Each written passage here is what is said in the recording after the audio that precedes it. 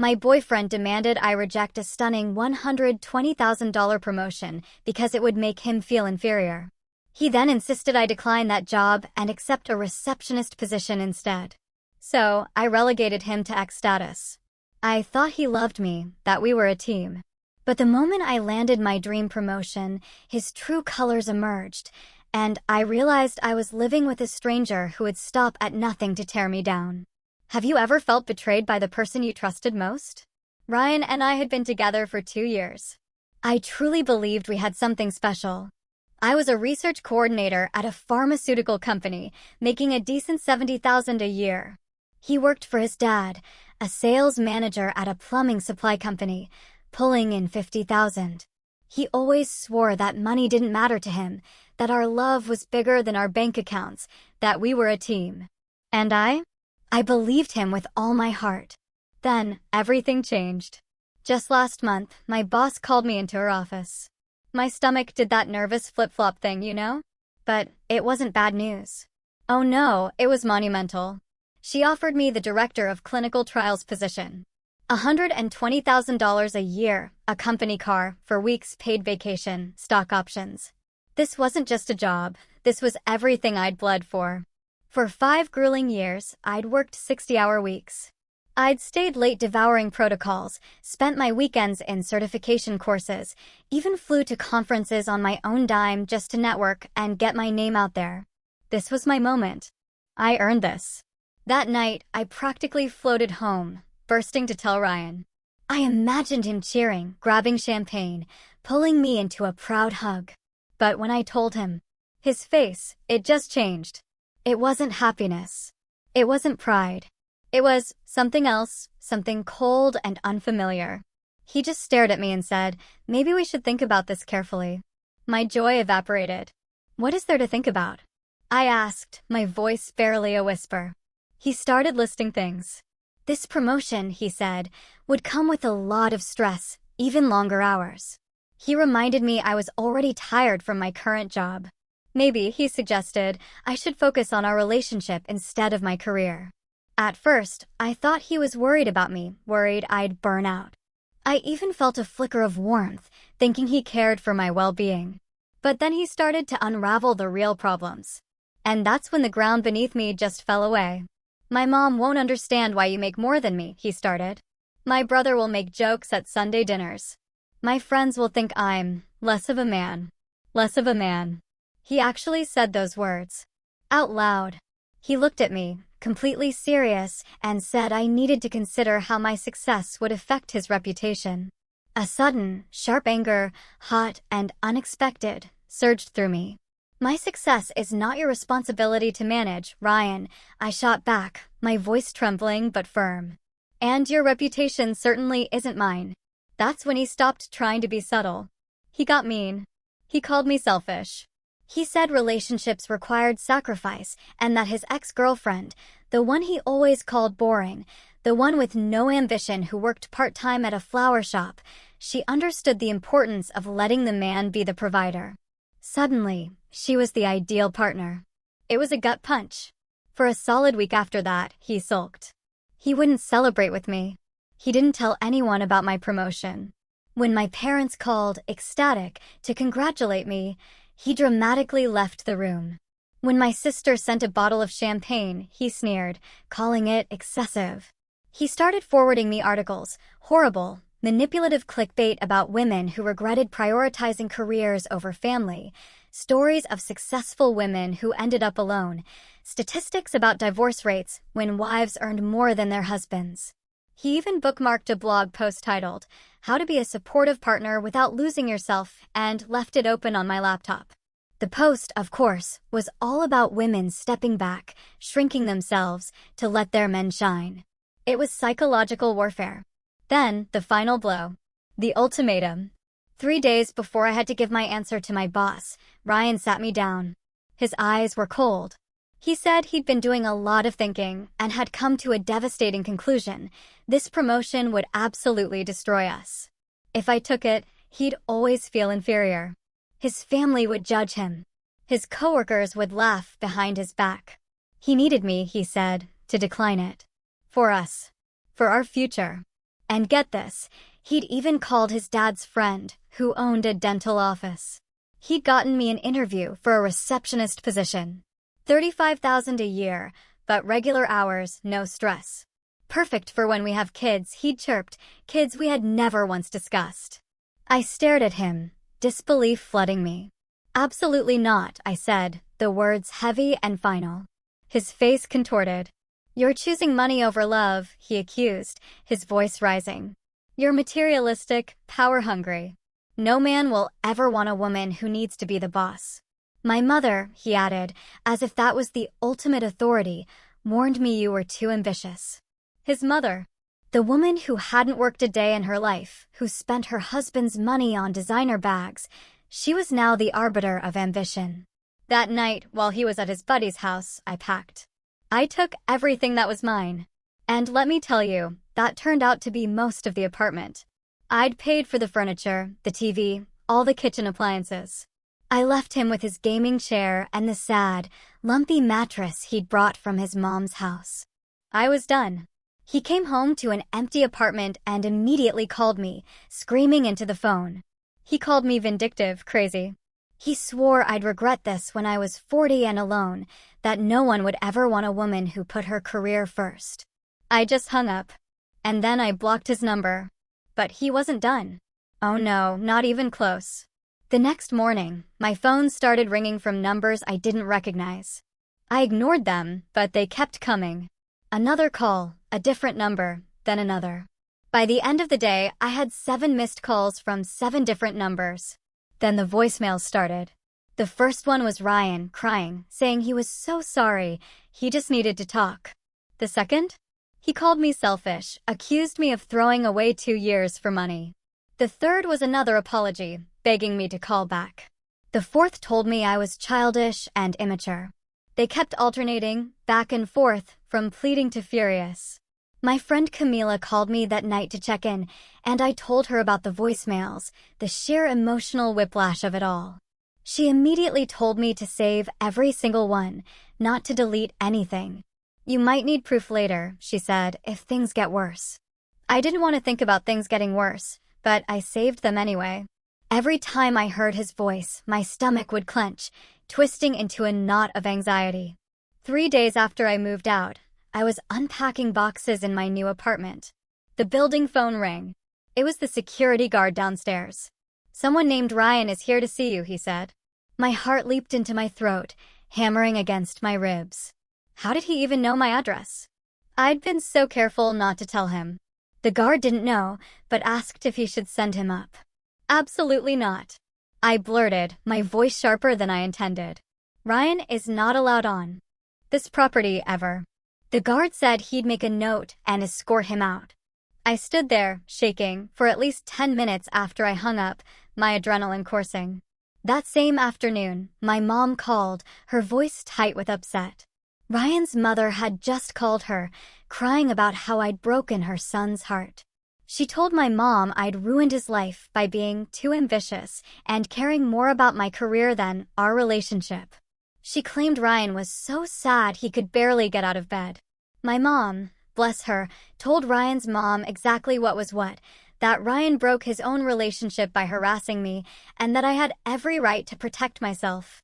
But my mom also warned me. This might get worse before it gets better, she said.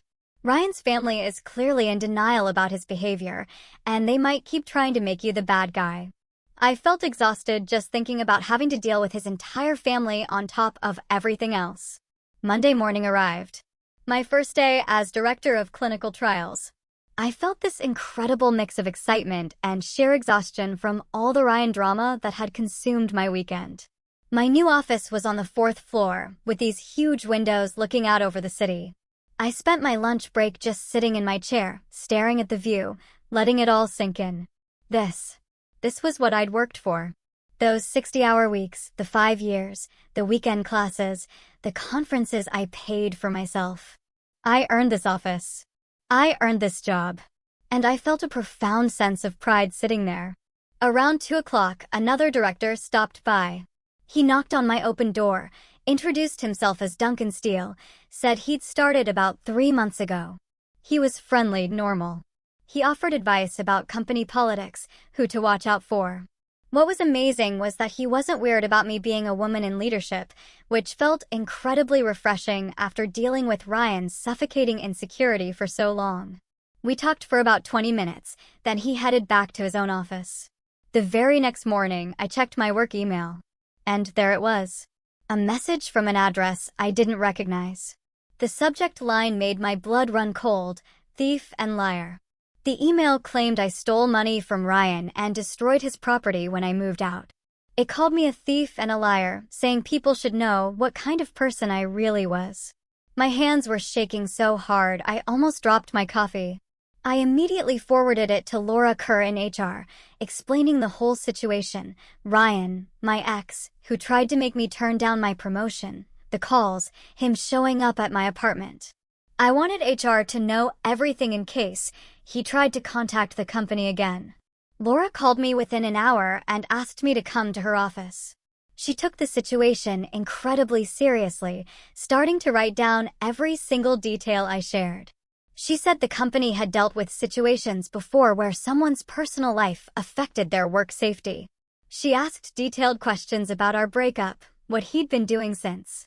Then she looked at me, really looked at me, and asked, "Do you feel safe?" I realized, with a jolt, that I wasn't sure anymore. I told her I didn't think Ryan would hurt me physically, but I had no idea what else he might do. She made notes, then assured me she'd flag my name with building security so they'd know to watch for him. That weekend, Ryan posted on social media. It was about gold diggers who leave their partners the second they get a little success. He didn't use my name, but he tagged a bunch of our mutual friends in the post. I didn't respond, didn't react. But several friends started texting me, asking what happened. Some seemed genuinely concerned. Others, I could tell, just wanted gossip. I didn't reply to most of them. I was just too tired to explain the whole exhausting story over and over again. Sunday afternoon, I met up with Camila.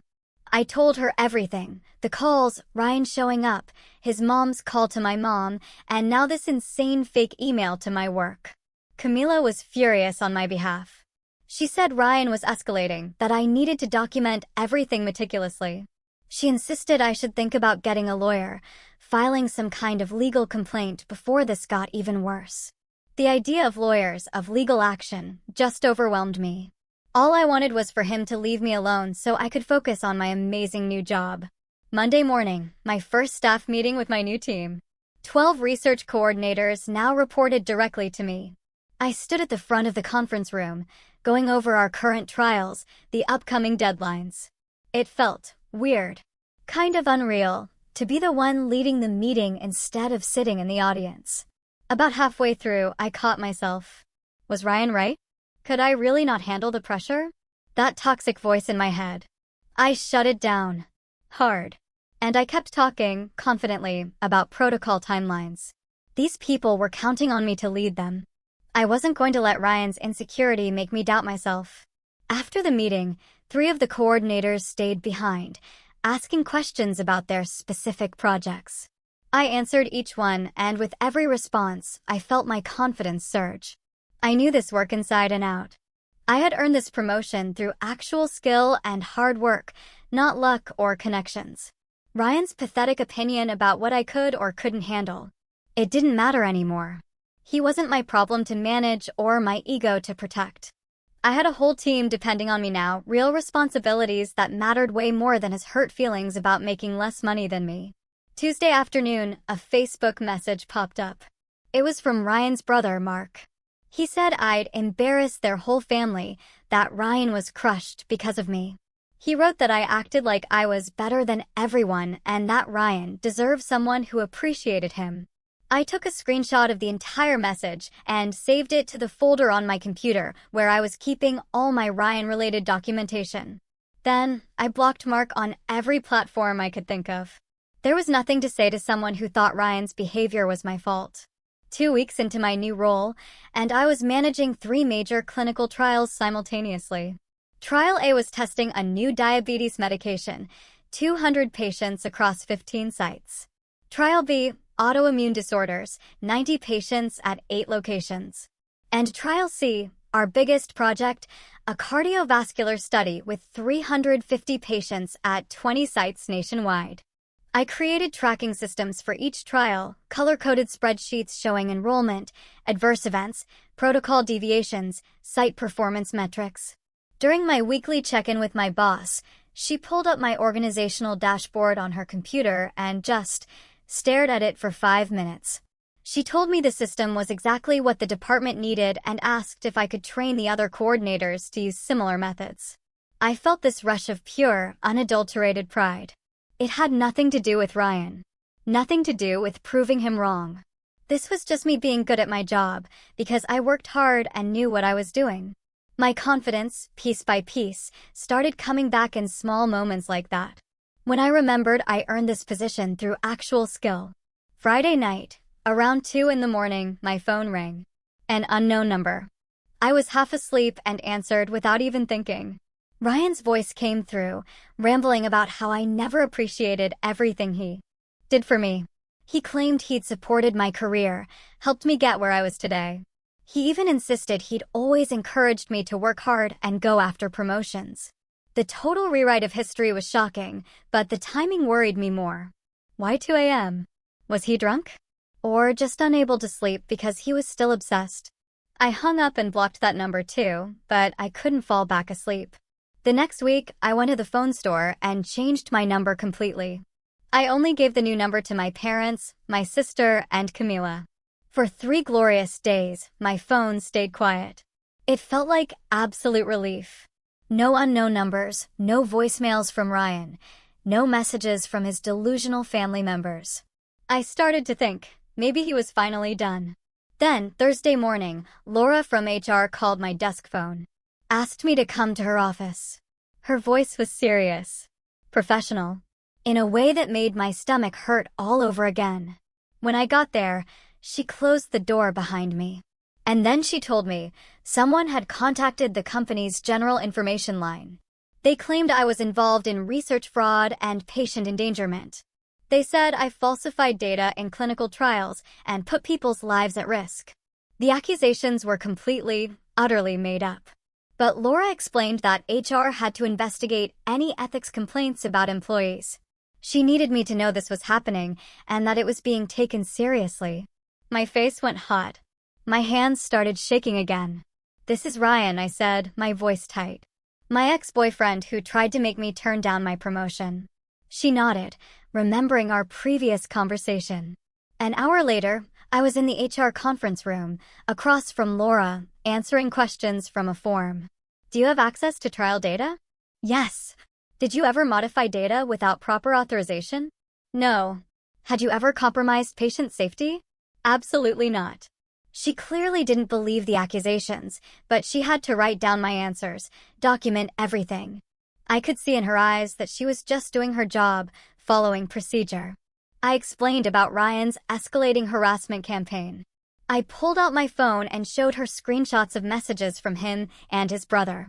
I opened my documentation folder and printed copies of everything with dates and times. Laura took notes on all of it, adding the papers to a file with my name on it. My boss was called into a meeting with HR that afternoon. Laura needed her to verify my work quality and confirm I followed all ethical standards. My boss came to my office afterward. She told me she gave a strong statement about my professional conduct, that my work was always thorough and by the book. But I could see the concern in her eyes. All this drama, following me into my new position. She asked if I was okay, if there was anything the company could do. I said I was handling it, but I appreciated her support. That night, I lay in bed, staring at the ceiling until almost 3 a.m. I kept thinking about how Ryan's twisted lies could actually cost me the job I'd spent 5 years working toward. Everything I'd built, everything I'd earned, could just fall apart. All because my ex-boyfriend was mad that I made more money than him. Around 11 the next day, Camila showed up at my apartment. 2 bottles of wine, takeout food. She made me eat something, then poured us both huge glasses of wine. She reminded me that the truth would come out, that my work record spoke for itself. She said I had documentation of everything, and HR would see through Ryan's fake complaint. The HR investigation took 4 days. For agonizing days where I felt like everyone at work knew what was happening and was silently judging me. I imagined people whispering in the break room, wondering if the accusations were true. Every time someone looked at me, I thought they were thinking about the investigation. Duncan, the other director, noticed I seemed stressed during a department meeting and caught me afterward in the hallway. He asked if I wanted to grab coffee. I said yes, desperately needing to talk to someone who understood workplace politics. We went to the coffee shop on the first floor, and I ended up telling him everything. About Ryan opposing my promotion, the breakup, the harassment, and now, this utterly insane fake ethics complaint. Duncan listened without interrupting. When I finished, he told me his own story. His ex-wife tried to sabotage his career during their divorce. She contacted his former employer, claiming he stole proprietary information. None of it was true, but he had to go through a 3-week investigation.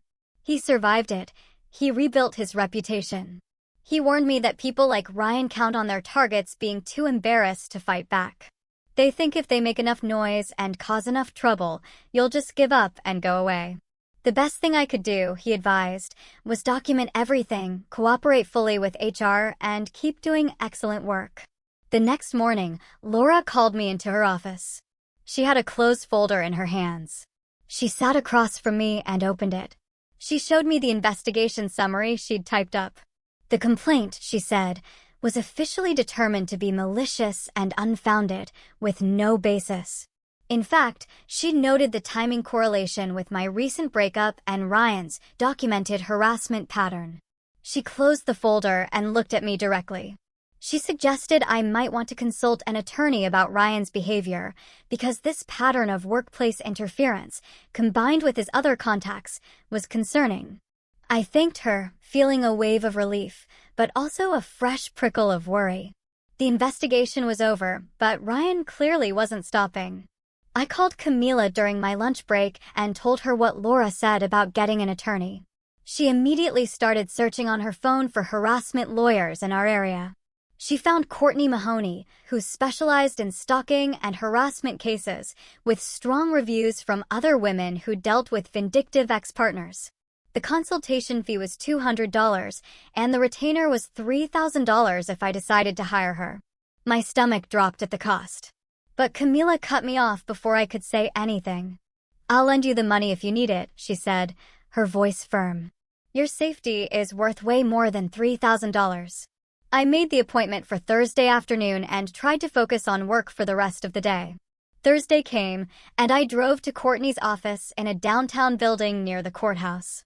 Her office was small but professional, law books lining the walls, case files stacked on her desk. She was probably in her late 40s, with short gray hair and a no-nonsense way of talking that instantly made me feel like she'd seen this exact situation 100 times before. I handed her the folder I'd been keeping, my meticulous documentation, screenshots of messages, the fake email, the timeline of events, notes from conversations. She spent 20 minutes reading through everything while I sat there, picking at my fingernail, heart pounding. When she finally looked up, she told me, simply, "You have solid grounds for a restraining order." She cited the pattern of contact, the workplace interference, the escalating behavior. She explained the process, how long it would take. Then she gave me a stark warning: filing might make Ryan angrier before it made things better. Some people, she said, see a restraining order as a challenge, or proof that they're losing control. I asked if that meant I shouldn't do it. "No," she said, her gaze steady. "It means you should be prepared and document any violations immediately." I spent that weekend trapped in my apartment, agonizing over whether to move forward. Part of me just wanted to ignore Ryan, hoping he'd get bored and stop. But another part, the logical, exhausted part, knew that hoping wasn't a strategy. He'd already proven he wouldn't stop on his own. Saturday night, my sister called. I told her about meeting with Courtney, my hesitation about making this even more public and official. My sister got quiet for a second. Then she said something that really hit home: staying silent never makes bullies stop. They just keep pushing until someone pushes back. Ryan's already making it public by contacting your workplace and posting on social media. You're just making it official. in a way that will actually protect you. After we hung up, I knew she was right. I texted Courtney, I want to move forward with the restraining order. Monday morning, I woke up to a notification on my phone. Someone had tagged me in a LinkedIn post. My whole body went cold as I opened the app. Ryan.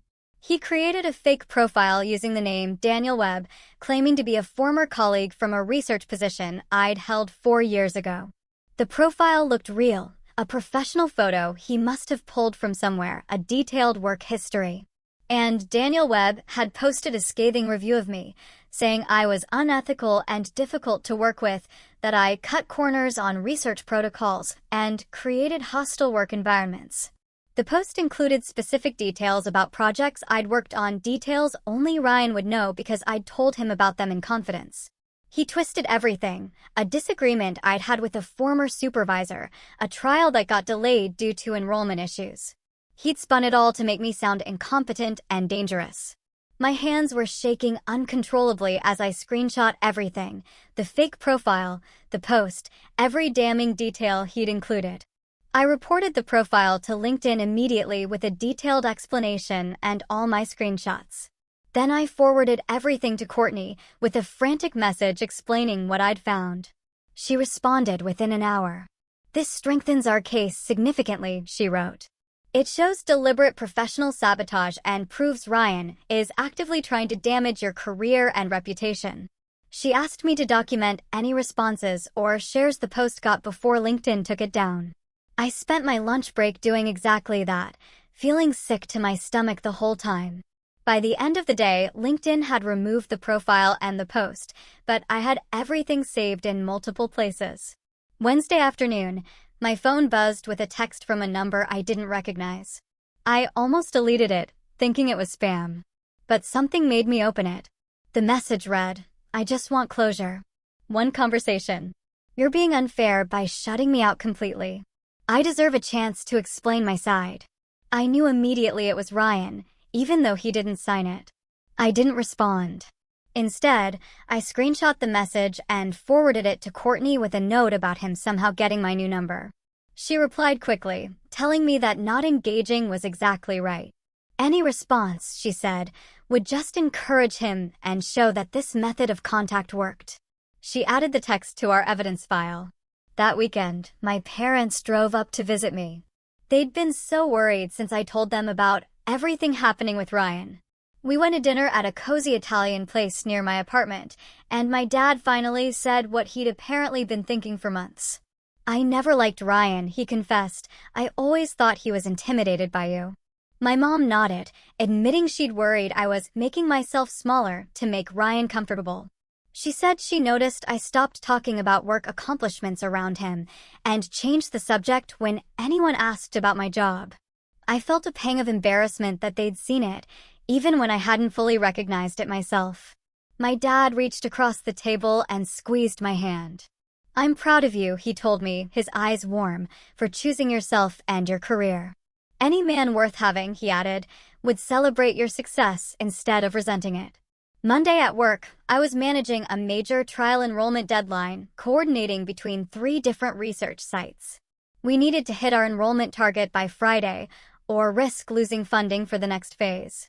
I spent the week in back-to-back meetings reviewing protocols, troubleshooting site issues, keeping my team motivated. The pressure was intense, but it felt good. Purposeful. Like I was doing exactly what I was supposed to be doing. Nothing like Ryan's pathetic claim that I couldn't handle the stress, or that the job would be too much for me. By Thursday afternoon, we'd not just met, but exceeded our enrollment goal.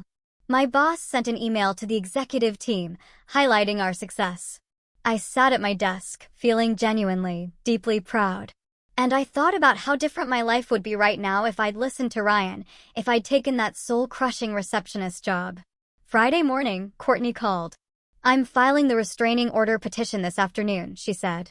She'd compiled 2 months of documented harassment into a robust legal petition, with exhibits showing the pattern of behavior, the timeline of contact attempts, the workplace interference, the fake social media profiles, the text from the unknown number.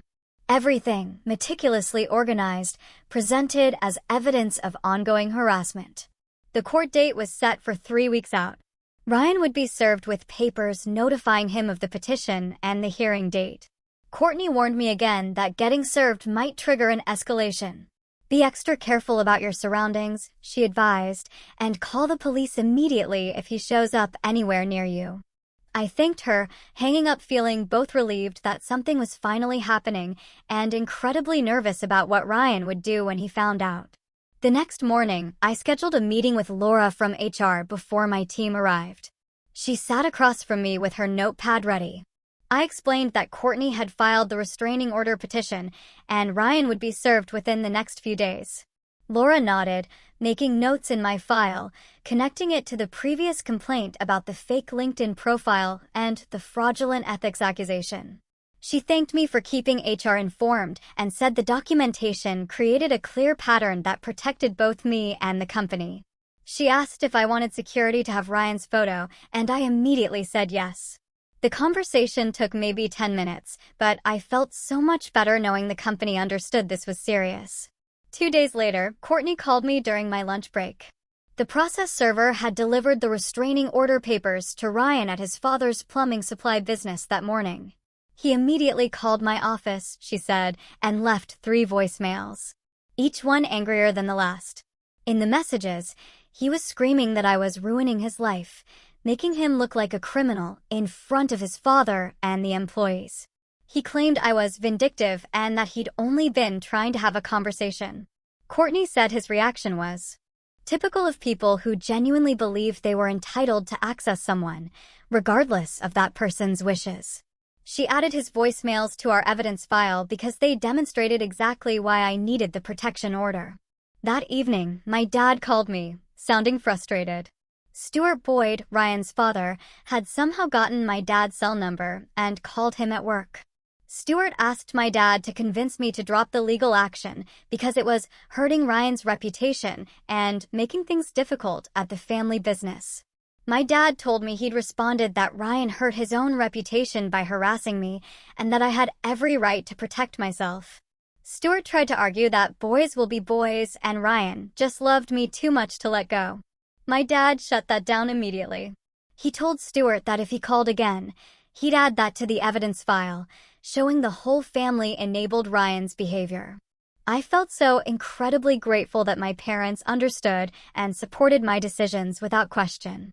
The next 2 weeks passed without any contact from Ryan, which, surprisingly, made me more anxious than the constant harassment had. I kept checking my phone, expecting angry messages or seeing his car in the parking lot. Courtney explained this was completely normal when I called her worried.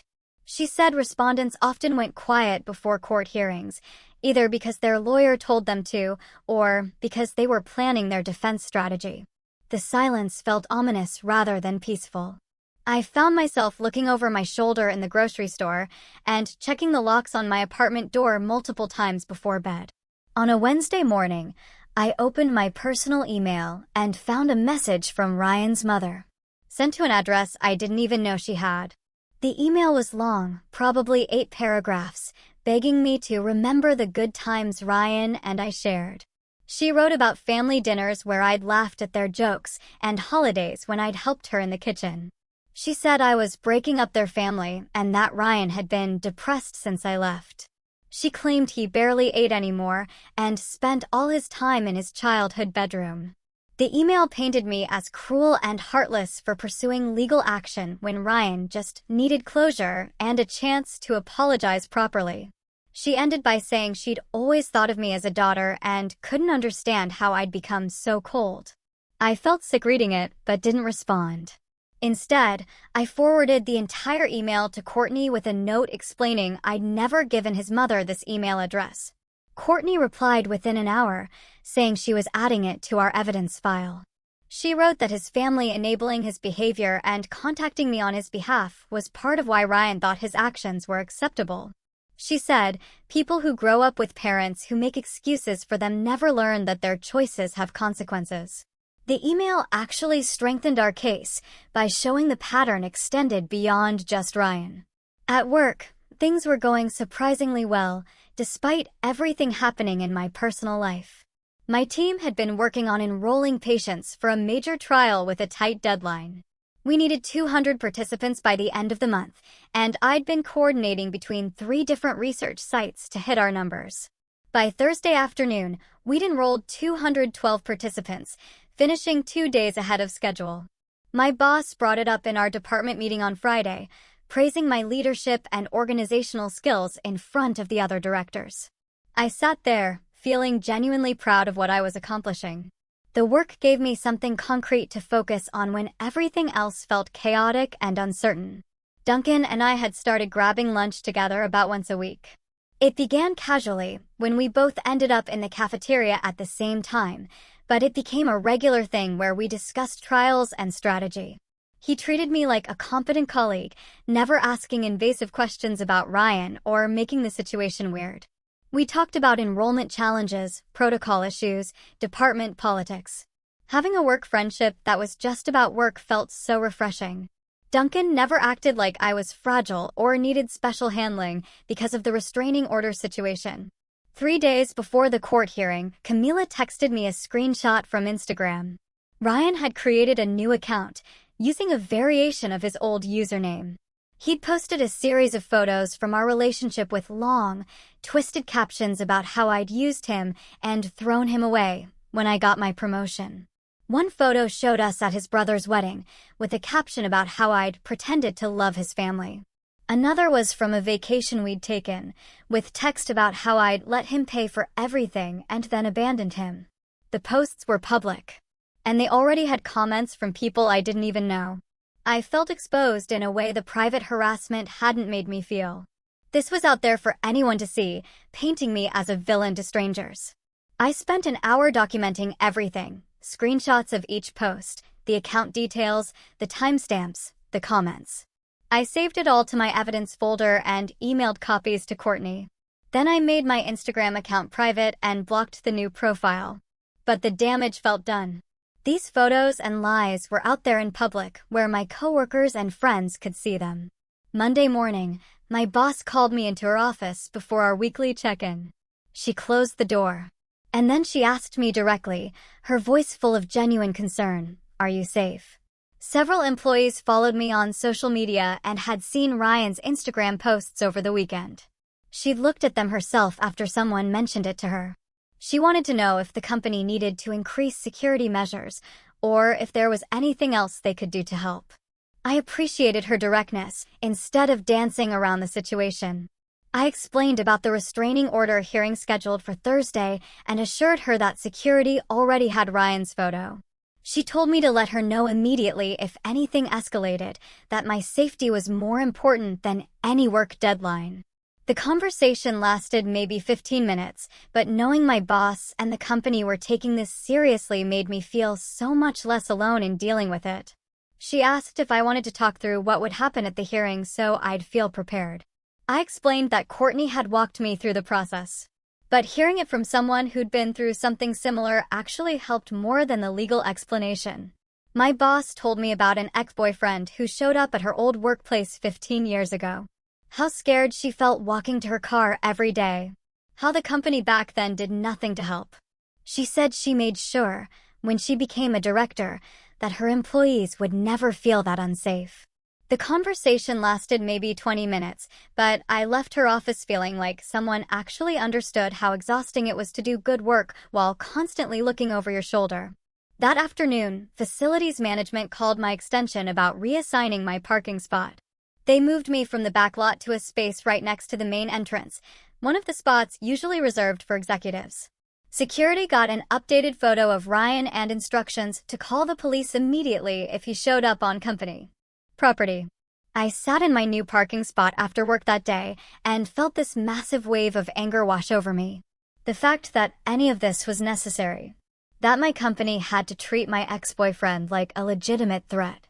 That I couldn't just park in the regular lot like a normal person. I was so mad at Ryan, all over again, for making my life this complicated, for forcing everyone around me to accommodate his inability to handle rejection like an adult. Thursday morning arrived faster than I wanted. Camila picked me up at 8 a.m. I didn't trust myself to drive to the courthouse without my hands shaking the whole way. She brought coffee and breakfast sandwiches and didn't try to make small talk when I clearly wasn't in the mood. Courtney met us outside the courtroom at 9:30. She looked so professional and calm, which actually helped settle some of my nerves. She reminded me to stay quiet unless the judge asked me a direct question, to let her handle the legal arguments, and to keep my face neutral no matter what Ryan said. We walked into the courtroom, and Ryan was already there, with his father. No lawyer. No legal representation. Just the two of them, sitting on the opposite side, looking like they thought this was all some big misunderstanding. Ryan wore a button-down shirt and khakis, like he was going to a job interview. His dad kept whispering to him, patting his shoulder. The judge called the case and asked both sides to present their positions. Courtney went first, laying out the timeline of harassment with specific dates and examples. She submitted printouts of the voicemails, text messages, emails, fake social media accounts, the complaint to my workplace. The evidence filled a 2-inch binder that she placed squarely on the judge's bench. Ryan's face got redder and redder while Courtney talked. When the judge asked if he wanted to respond, Ryan stood up and started talking, completely disorganized. He told the judge that I was just mad because he broke up with me, that I couldn't handle rejection, that I was making all of this up to get revenge. The judge looked at the timeline Courtney submitted, clearly showing I ended the relationship, then looked back at Ryan. She asked him to explain why he contacted my workplace if he'd broken up with me. Ryan stumbled over his words. He said he was just trying to warn them about my character, that he thought they should know what kind of person I really was. The judge asked why he created fake social media accounts. Ryan said he needed a way to tell his side of the story after I blocked him everywhere. His answers kept contradicting his ridiculous claim that he'd ended the relationship. The judge started asking more specific questions about the workplace complaint. Why did you accuse her of research fraud if you just wanted closure? Why did you contact her company's general information line instead of reaching out to her directly? Ryan got defensive, his voice getting louder. He said I was ruining his reputation, that his friends were asking questions, that his family was upset. The judge asked him to lower his voice. His father tried to jump in, and the judge told him firmly that he wasn't a party to this case. Courtney then submitted the Instagram posts and Ryan's mother's email as additional evidence of the harassment pattern extending to his family. Ryan started arguing that his mom was just trying to help, that I was being unreasonable by involving the courts. The more he talked, the worse he made his case. His anger, right there in the courtroom, showed exactly why I needed protection from him. The judge took about 5 minutes to review all the evidence. Then, she granted the restraining order for 1 year. She listed the terms out loud. Ryan couldn't contact me directly or indirectly. Couldn't come within 500 feet of my home or workplace. Couldn't post about me on social media or have anyone else contact me on his behalf. Violations, she stated clearly, would result in immediate arrest. Ryan's mouth actually fell open, like he couldn't believe there were real consequences for his actions. His father started to say something, and the judge shut him down immediately. Walking out of the courthouse felt surreal. My legs were shaky, and I realized I'd been holding tension in my entire body for the past hour. Camila hugged me tight in the parking lot, and I almost started crying from sheer relief. Courtney reminded me that the restraining order was only a piece of paper. Some people respect them, she said. Some people violate them out of spite. I needed to report any violations immediately, not give him chances, or try to handle it myself. She warned that some people escalate after losing control in court because they're angry about the public humiliation. I promised to call the police at the first sign of any contact. The weekend after the hearing, I barely left my apartment. I felt exhausted in a way that had nothing to do with being physically tired. I was just emotionally drained from months of dealing with Ryan's harassment and the stress of legal proceedings. By Monday, I felt more like myself again. Work that week was noticeably calmer, without the constant background anxiety about what Ryan might do next. I didn't jump every time my phone rang or check over my shoulder in the parking lot. I focused on preparing a major presentation for the executive team about outcomes from our key trials. The data looked strong, and I spent hours making sure my slides were clear and compelling. Laura from HR called me down to her office on Wednesday. She showed me the official closure of the investigation file, noting that the court order validated everything I'd reported about the harassment campaign. She told me she was really impressed by how professionally I'd handled the situation, that a lot of people would have fallen apart under that kind of pressure. I thanked her for taking it seriously from the beginning, for believing me when Ryan tried to make me look like the problem. Friday afternoon, I presented to the executive team in the big conference room on the top floor. My boss introduced me, and I walked them through the trial data, enrollment numbers, timeline projections, and budget analysis. I answered questions about protocol modifications and patient retention strategies with ease. The CEO himself spoke up at the end, saying my presentation showed exactly the kind of clear thinking and strategic planning the company needed. He said my communication skills and ability to manage complex projects were impressive. I walked out of that conference room feeling genuinely, incredibly proud. This was what I'd worked for. What all those 60-hour weeks and weekend courses had been building toward. Recognition based purely on my ability to do the job well. Nothing to do with anyone's ego or insecurity about my success. 2 weeks later, my phone buzzed with a text from a number I didn't recognize. My stomach dropped. Ryan. He'd used his father's phone to send me 3 paragraphs about how I destroyed his life and turned all his friends against him because of the court case. He said I was vindictive and cruel for getting a restraining order over nothing. He claimed he just wanted to explain his side, and I was being unreasonable by refusing to talk to him like an adult. I took screenshots of every message before he could delete them. My hands shook a little while I pulled up Courtney's contact info and called her office. She answered on the second ring, and I read her the messages word for word. She told me to forward the screenshots immediately and not respond to Ryan at all. She said this was exactly the kind of violation that judges took seriously because it showed he thought the rules didn't apply to him. I sent her the screenshots while we were still on the phone. She said she'd filed the violation report with the court first thing in the morning, and I should expect Ryan to be called in for a contempt hearing. I asked if this meant he'd actually face consequences, and she said yes. Judges don't like it, she added, when people ignore their orders right away.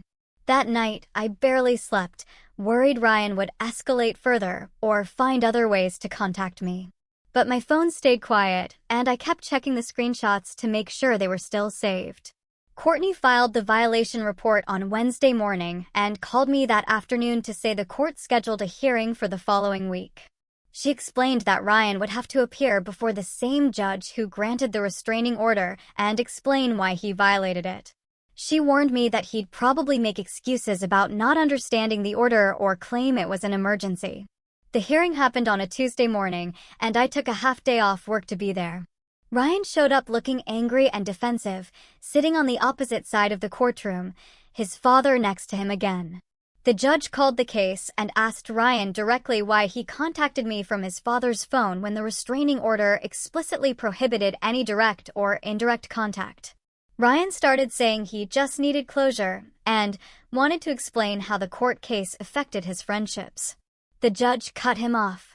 "Did you read the restraining order, Mr. Boyd?" she asked, her voice sharp. "It clearly states that no contact means no contact for any reason."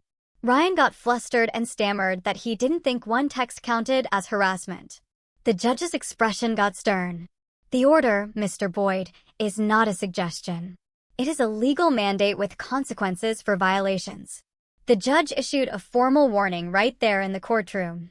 She told Ryan that the next violation of any kind would result in immediate arrest and jail time. She said she was giving him one chance to understand that restraining orders exist to protect people from unwanted contact, regardless of the reason for that contact. Ryan's face went even redder, and he started to argue, but his father grabbed his arm to stop him. The judge said the warning was now part of Ryan's court record, and any future violation would be treated as willful contempt. She dismissed us, and I walked out feeling like I could finally breathe properly. Courtney walked me to my car and said, "This is the moment when most people who harass others finally get that their actions have real legal consequences." She said some people needed to see a judge threaten jail time before they'd actually stop. I thanked her for handling everything so professionally, and she told me to call immediately if Ryan tried anything else. I drove back to work feeling cautiously hopeful that maybe this nightmare was actually ending. The stress from months of Ryan's harassment finally caught up with me. I realized I needed professional help to process everything. I found Vanessa through my insurance provider and scheduled my first therapy appointment for the following Thursday. Her office was in a quiet building downtown, with comfortable chairs and soft lighting that made me feel less nervous about being there. I told her the whole story, from Ryan's ultimatum about my promotion, through the restraining order, and the violation hearing. She listened without interrupting. Then she said something that genuinely surprised me. Ryan's behavior, she said gently, was emotionally abusive long before the harassment campaign started. I'd been so focused on the stalking and workplace interference that I hadn't really thought about how he treated me during our relationship. Vanessa pointed out that demanding I turn down my promotion was controlling behavior, designed to keep me dependent and small. She said the articles he sent me, the pressure about his family's opinions, those were manipulation tactics to make me doubt myself. Over the next several sessions, we worked through how I'd minimized my own achievements during the relationship, all to avoid triggering Ryan's insecurity. I told Vanessa about staying quiet when his family made comments about my job, or how I'd downplay my successes when his friends asked about work. She asked me why I felt responsible for managing Ryan's emotions about my career. I said I thought I was being supportive and considerate of his feelings. Vanessa shook her head. "You were sacrificing your own joy and pride to protect his ego," she explained. "Healthy partners celebrate each other's success instead of requiring the other person to dim their light." I started crying in her office because I realized how much energy I'd spent trying to make Ryan comfortable with my achievements, instead of just being proud of myself. She handed me tissues and told me that recognizing these patterns was the first step toward building healthier relationships in the future. 3 months after the restraining order hearing, I was genuinely thriving at work. I managed 5 major clinical trials simultaneously, and my team respected my leadership without me having to prove myself constantly. I'd stopped second-guessing every decision and learned to trust my expertise and judgment. The trials were progressing smoothly, with strong enrollment numbers and good patient retention rates. My boss complimented my organizational systems during our monthly check-in and said the executive team was impressed with my performance. I realized I wasn't walking on eggshells anymore or worrying about what Ryan might do next. The constant background anxiety that had been with me for months finally lifted, and I could focus completely on my work. My team started coming to me with ideas and suggestions instead of just problems, which showed they trusted my leadership style. I took my full lunch breaks without checking my phone every 5 minutes and actually enjoyed the downtown coffee shop near our building. Duncan stopped by my office one afternoon and mentioned he'd heard through industry contacts that Ryan's father's business lost a major contract with a regional hospital system. He said Ryan had apparently been complaining to people that it was somehow my fault for making his family look bad. I felt absolutely nothing. No anger, no satisfaction. Just relief that Ryan and his problems weren't mine anymore. Duncan asked if I was okay, and I told him honestly that I didn't care what happened to Ryan or his father's business. He nodded and said that was probably the healthiest response. We grabbed coffee and talked about the new trial protocols coming through our department instead. I appreciated that Duncan never made my past drama into gossip or treated me differently because of what happened. He just stayed professional and friendly, without prying into my personal life beyond making sure I was safe. My sister drove up for a weekend visit in early fall and told me, within an hour of arriving, that I seemed like myself again. She said I looked lighter, more confident than I had in years. We went shopping and out to dinner at a nice Italian restaurant downtown that I could easily afford with my new salary. She ordered expensive wine, and I didn't even flinch at the price, because I was making good money and could treat myself. Over dinner, she said she'd been worried about me during the relationship with Ryan because I seemed smaller, somehow less vibrant. I asked what she meant, and she explained that I used to talk about work with excitement and pride, but during those 2 years with Ryan, I'd started apologizing for my success or changing the subject quickly. She said she was glad I left him when I did, because she could see where that relationship was heading. We laughed and clinked our wine glasses, and I felt so grateful to have family who supported my choices. 8 months into my director role, the company promoted me again to Senior Director of Clinical Trials. My boss called me into her office on a Friday afternoon and told me the executive team wanted to recognize my successful trial outcomes and team leadership with increased responsibility. The promotion came with another significant salary bump and oversight of additional trial programs across multiple therapeutic areas. I'd be managing an even larger team and working directly with the Chief Medical Officer on strategic planning. I accepted immediately, without any hesitation or self-doubt. That night, I called my parents to tell them. My dad said he was proud of how I'd handled everything with Ryan and built my career despite the obstacles. My mom reminded me that the right opportunities come when you're ready for them, and I was clearly ready for this next step. I ran into one of Ryan's friends at a coffee shop the following week while I was grabbing my morning latte before work. He approached me carefully and asked if he could talk to me for a minute. I tensed up, but agreed to hear what he had to say. He apologized for believing Ryan's version of events after our breakup. He said several people in their friend group had distanced themselves from Ryan after seeing his social media behavior and hearing about the restraining order. He told me that Ryan had been telling people I was crazy and vindictive, but then the court stuff became public knowledge and people started questioning his story. He said he felt bad for not reaching out sooner to check on me and wanted me to know that not everyone bought into Ryan's victim narrative. I thanked him for telling me and said I appreciated the apology. He wished me well and left. And I stood there, holding my coffee, feeling this deep sense of validation that other people had finally seen through Ryan's manipulation. Vanessa, my therapist, started asking me in our weekly sessions why I always qualified my successes with explanations about luck or timing, instead of just owning my achievements. I'd say things like, "Oh, I got promoted because the company needed someone," or "the timing just worked out." And she'd stop me. She'd point out that I earned it through years of hard work and skill. She had me practice saying out loud that I deserved my position and salary without adding any disclaimers or apologies. The exercise felt awkward at first, almost arrogant. But she explained that confident women often get labeled as threatening, while confident men get called leaders. We worked through specific examples from my relationship with Ryan where I'd minimize my accomplishments to make him comfortable, like not mentioning my conference presentations or downplaying positive feedback from my boss. Vanessa helped me see that the right partner would celebrate my success instead of requiring me to shrink myself to protect their ego. She asked me to notice when I started apologizing for taking up space or achieving things. And I realized I did it constantly, at work and in social situations. Over several months of therapy, I practiced accepting compliments without deflecting them and talking about my career with pride instead of embarrassment. Camila called me one evening and said she had a coworker who was single and asked if I'd be interested in meeting him for coffee. I hesitated. Dating felt so complicated after everything with Ryan. But she promised it would be casual, with no pressure. His name was Jason. He worked in Camila's marketing department. We met at a coffee shop downtown on a Saturday afternoon.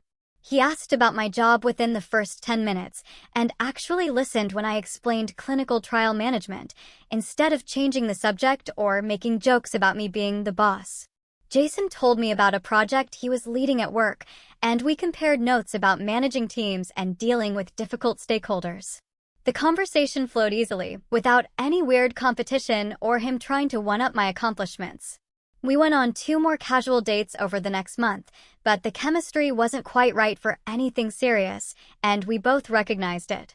Still, the experience showed me that some men genuinely wanted a partner with ambition instead of feeling threatened by it. A year after I packed my things and left Ryan's apartment, I was sitting in my office, reviewing quarterly reports for the 5 major trials my expanded team was managing.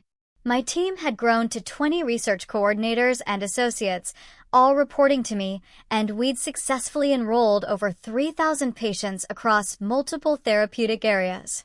The senior director title came with a salary I never imagined making at 32, plus the stock options that were actually worth something now.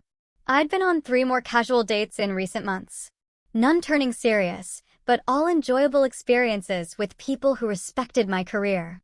My calendar showed dinner plans with Camila tomorrow and brunch with my sister next weekend. The kind of regular friendship investment I neglected during my suffocating relationship with Ryan. I looked at my team's success metrics and felt genuinely proud, without any voice in my head telling me to be humble or apologize for doing well. Choosing myself over Ryan's pathetic insecurity wasn't selfish like he claimed. It was necessary. Necessary for building the life I actually wanted, instead of shrinking into the small, confined space he tried to force me into. What about you? Have you ever had to choose between your ambition and someone else's insecurity? Or seen someone try to tear down your success just because they couldn't handle it? Let me know in the comments below. I'm really interested to hear your thoughts and experiences.